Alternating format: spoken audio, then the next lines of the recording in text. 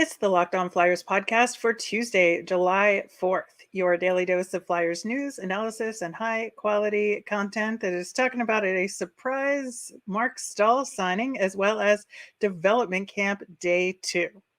Yeah, that was interesting. We are going to get into it all on today's show. Your Locked On Flyers, your daily podcast on the Philadelphia Flyers. Part of the Locked On Podcast Network, your team every day.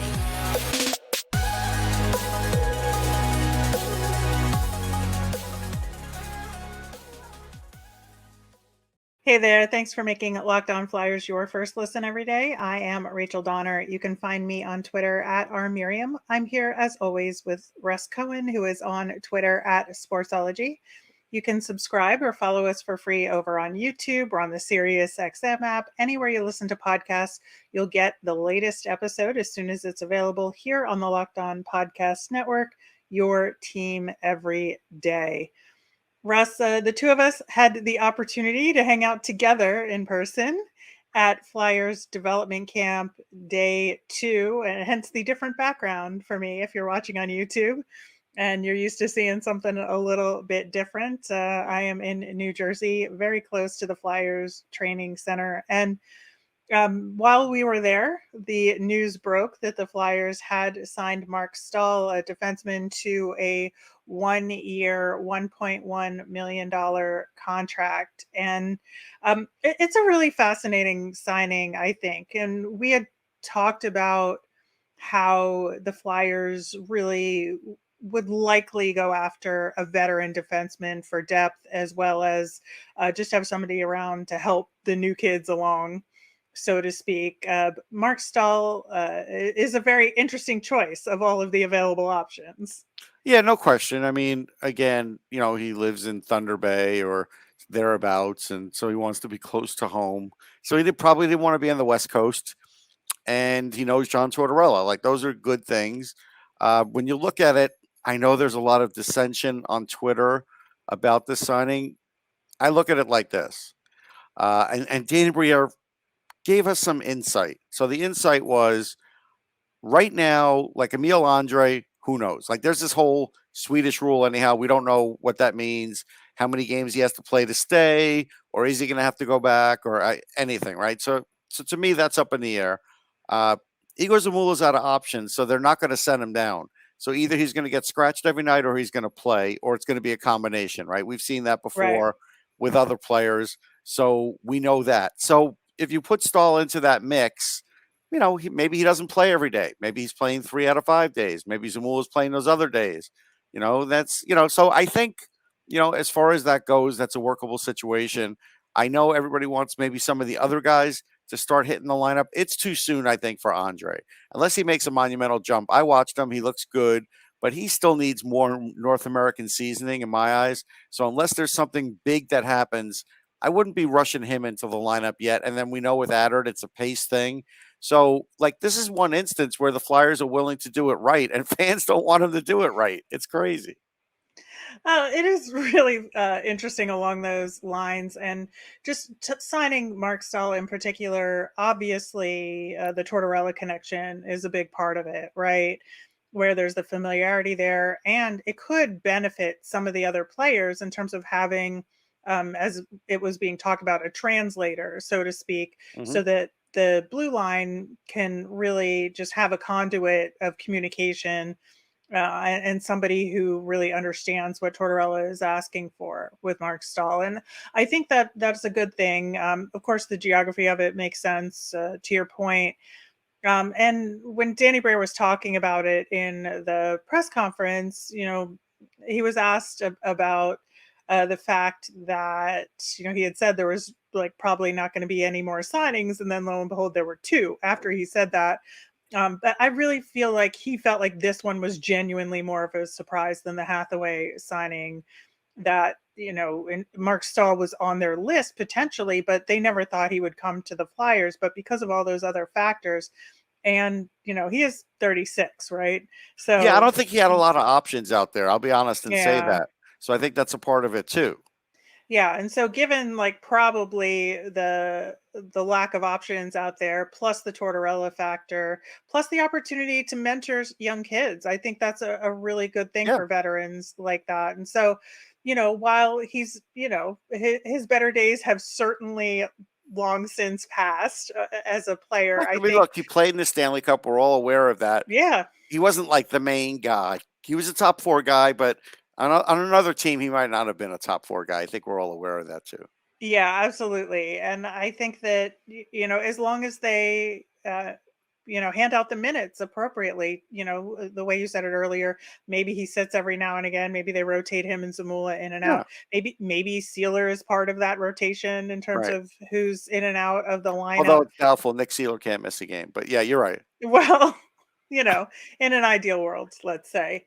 But I do think there could be a method to the madness here in terms of how he could benefit this team in this portion of the rebuild. And it is a 1-year deal. It's not a lot of cap hit. So even if he is sitting, I don't feel that bad about it in the No, grand scheme of things. and you can bury it if it's a situation where he's just not looking good. He's slightly injured, so I'm not. I don't worry about it. I just, I'm not going to tell the fans how to feel. Feel however you want, but in the grand scheme of things, yeah, it doesn't bother me. Yeah, so I think that it'll be a really interesting thing to see how he kind of folds into the Flyers from an on ice perspective this upcoming season, and what his attitude is coming into camp. We kind of expect him to maybe play that Justin Braun role, right? Yeah, Out there. And so, in terms of the pairings and how they could end up starting to look, you have to think that maybe Risto has a crack at the top pairing, I would think so. unless Walker goes there. But I just think Risto would be the option that Torts would go with. I'm not saying Right. it's the right move. I'm saying that's what I think Torts would do, Yeah. given who's available there. And then, so if you have a bottom pairing of Stahl and Sealer, I, I think that that'll work for the time being and where they are, right? Yeah. I mean, that's the whole thing. If you have playoff hopes or aspirations for this team, stop having them. That's all I Oh, can tell you. I really like. Does anybody have No, but aspirations? the idea is like I get where maybe some fans think that sneakily or hopefully they could do a little better, like if Couturier's in there and Atkinson's in there, because Briere says that they'll be competitive. Competitive doesn't mean playoff competitive. I just think he means competitive in games. Sure. But that's all I'm trying to say. Yeah, that makes a lot of sense. So, yeah, I think it is a real interesting move, and I look forward to seeing how this plays out. He did talk about the Hathaway contract a little bit as well, since he hadn't had a media appearance since Mhm. that was signed, and this one was less of a surprise to him. That the signing did happen the same days. Again, as he said, there would be no additional signings, but apparently conversations were had beforehand with it, and then it came back to later, and apparently the agent said something along the lines of, it's not a no until I say it's a no. Correct.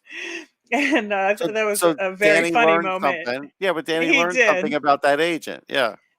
Yeah, and so the fact that Hathaway was also eager to sign with the Flyers and be in a mentor style role, getting the right kind of minutes for He was his also style of eager to get a game. 2-year deal. Yes, that too. That too. So I think it's the team is filling out as was projected and as was expected Yeah, with I think some. they're filled out now.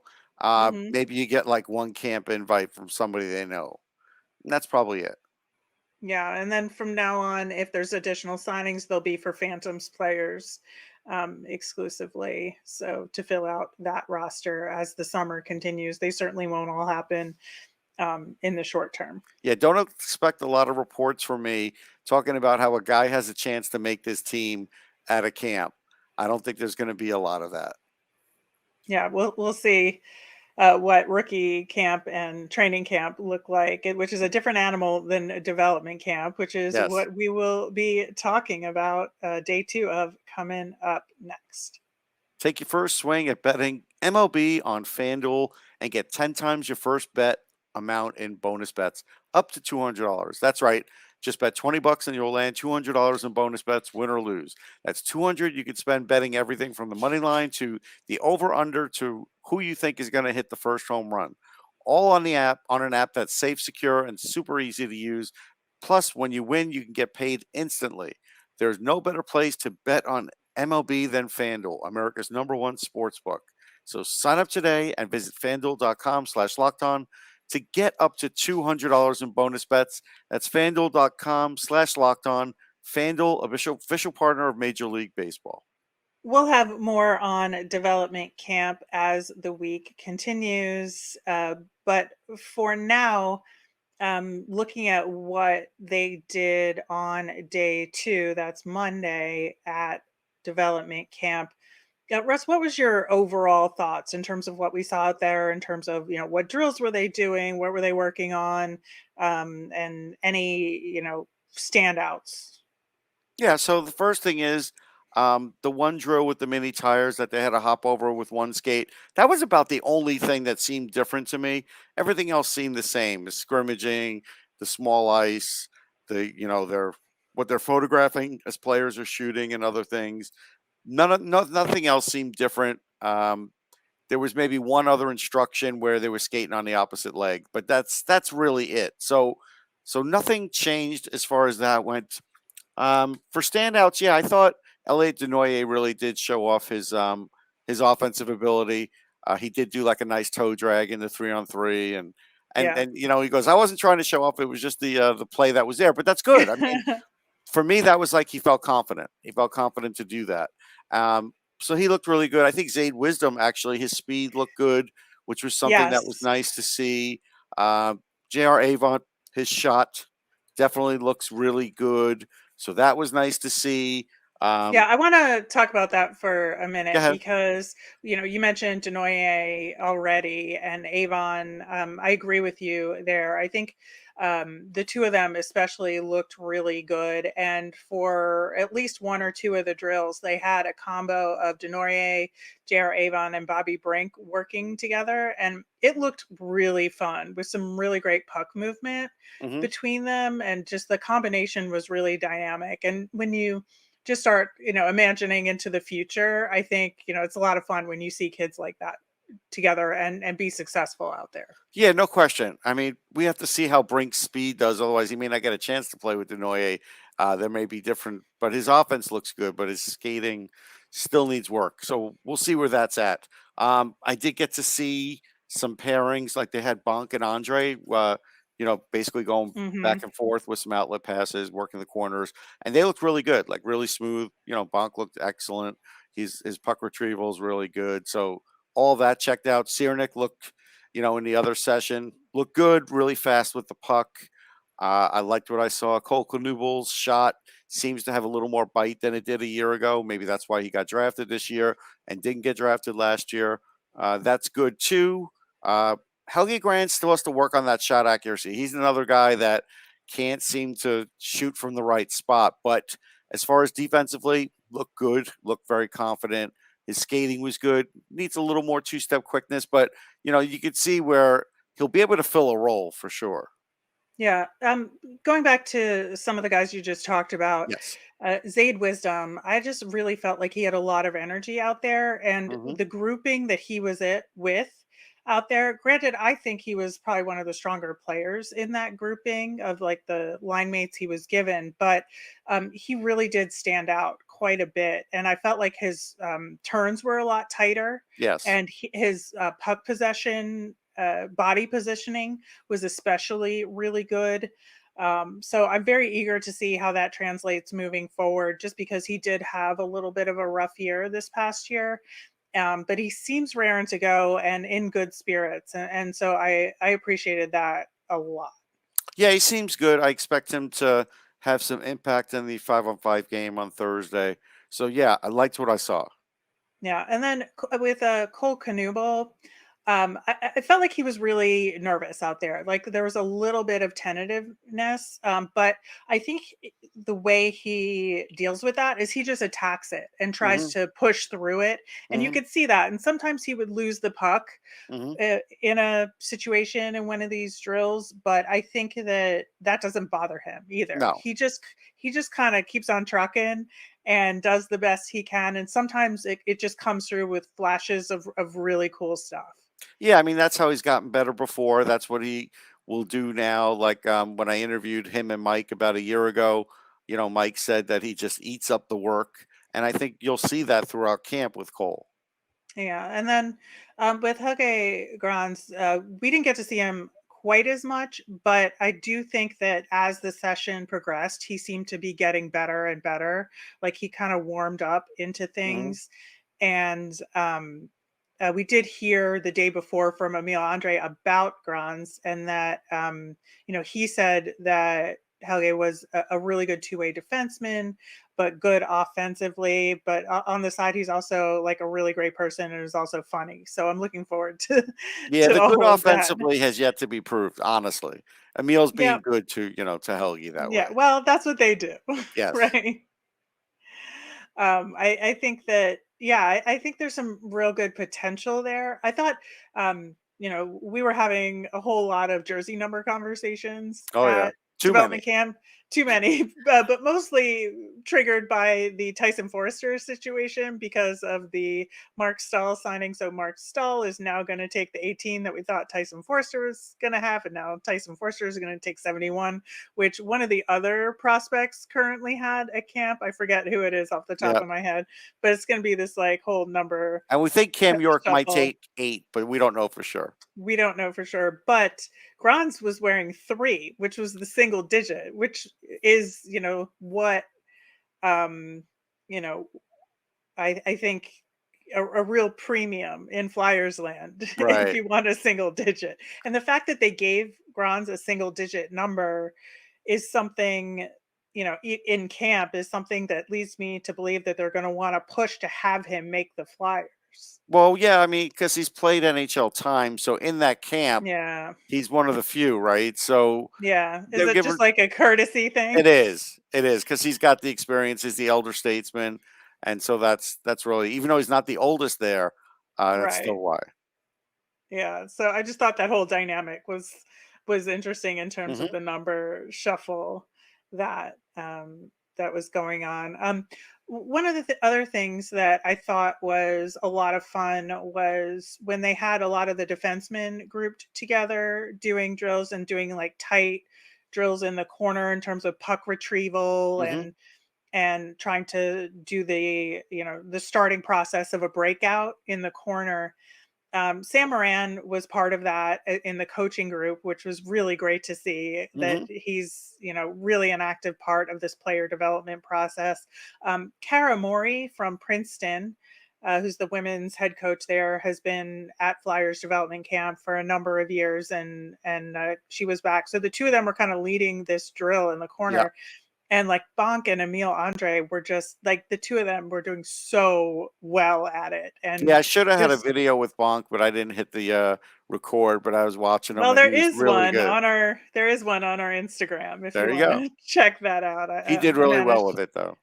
he did, but I just feel like, at least on the defensive side of things, there was a lot of attention to that on day 2, and Nick Schultz talked about it after the session as well. He's really coming into his own in that role and focusing on the defensive side of things with player development, and he had a lot of really good things to say about both of them, about Bonk and Emil Andrae.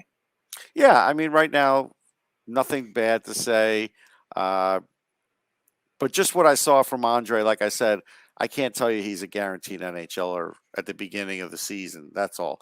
I know there's expectations, and I'm just trying to tell people temper it a little bit. Let's wait and see. Yeah.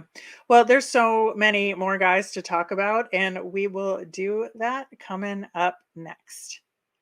So before we get into some of what we did see, I want to talk a little bit about what we didn't see because there were two recent draft picks from this year that were not on the ice due to them being banged up a little bit that we're hoping to see, and that's Denver Barkey from London as well as Carter Sutherland. And Nick Schultz talked a little bit about that after the session, just saying they didn't want to push it too hard, but they're hoping to get both of them on the ice at some point during development camp. That's good. I mean, hey, definitely be on the side of caution. The fact that they're there with their teammates is good. And yeah, we'd like to see them. Yeah, no question. But I don't want anybody getting hurt either. I've watched guys get hurt in development camp. It's sad. Yeah. It's not ideal. So I'm glad they're at least there and they're participating in everything as much as they can. They're trying to keep them involved in all the off ice stuff. So that's a good part of it. As far as some other guys, I think one guy that a lot of people were really wanting to see where they're at is Samy Tuomaala. And I have to say, like, he did not stand out to me. I don't think it was like especially bad or anything. I just think that there was nothing like extra there that maybe you were looking to see to differentiate how he looked a year ago. Right. I just don't see any improvement yet. Maybe it'll happen. We'll see. But none of us down the line felt that way. Right. I think so. It was kind of tough to see, I think, because a lot of us were really looking for signs of some of that improvement. Anyone else that stood out to you? Yeah, I mean, Brendan Furry, camp invite, had a really nice goal. Again, we were far away from the 3-on-3, but I have pretty good eyesight, so I did happen to see one that he snapped off, and the only downside to him is he's 24, so he should be able to do that. Played at Minnesota State Mankato, but we'll see. Like I got to say that looked pretty good. McPherson, the one they drafted. So which one is that? Ryan, because there's twins. They have twins there. Was really good at passing. Like his passing was really, really on point. So that was something where I was happy to see that, and I did have to look at that twice just because Alex Bump's passing looked to be improved. Yes, and that's a good thing. I agree. And he talked about going to Vermont, and I asked him about, did he think because he was honest and said, look, I get it's not the biggest program, but I asked him if he thought he'd be a top 6 player there, and he said yes.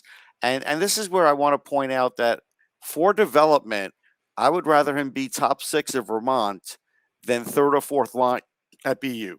If you're top 6 at Vermont, then you're going to get power play, maybe even top power play. And you're going to get more opportunity than you would get at one of those other colleges. So you don't always have to be at that big school. If you're going to be good, you're going to be good. But to develop, you do need the ice time. You need the opportunity. And I feel like he'll get that.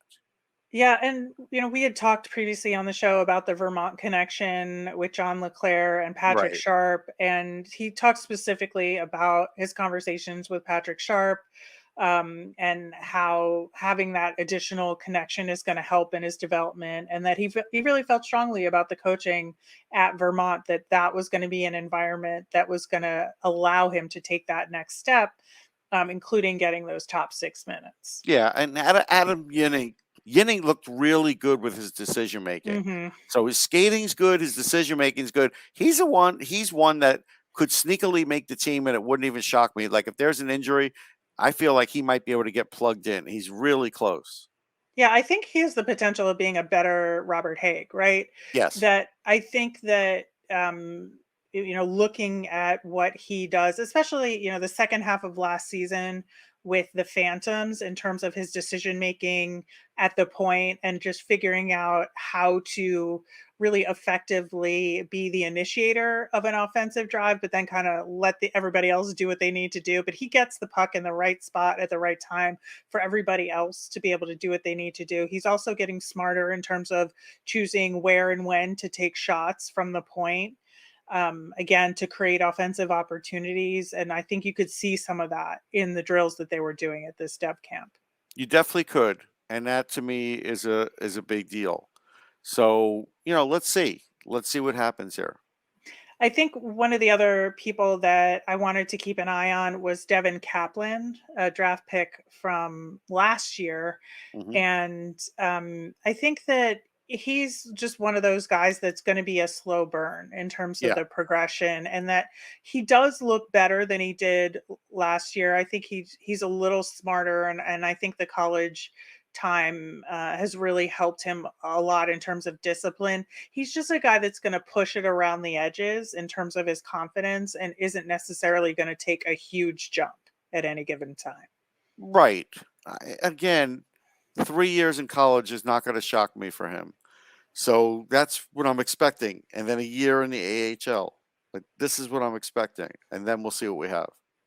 Yeah, it's really difficult to evaluate goaltending in Oh a yeah, and development camp, especially today was almost impossible. right? Because they were really just kind of doing some filming and figuring some stuff out with them. Of course, like they were participating in the drills, but Carson Bjarnason is obviously like the only one we were really focusing a ton Which of is a attention shame, on. but we all kind of want like one really good goalie in camp so we could talk about him and write about him. And at least we have that from a media perspective. But I do feel bad for the other guys. So if somebody stands out, I'll certainly report it. Yeah, I think we would see that more at the scrimmage Yeah. later this week than we will in drills. That's for sure. But it was good to see him out on the ice, and I think that he seemed to be having a lot of fun out there.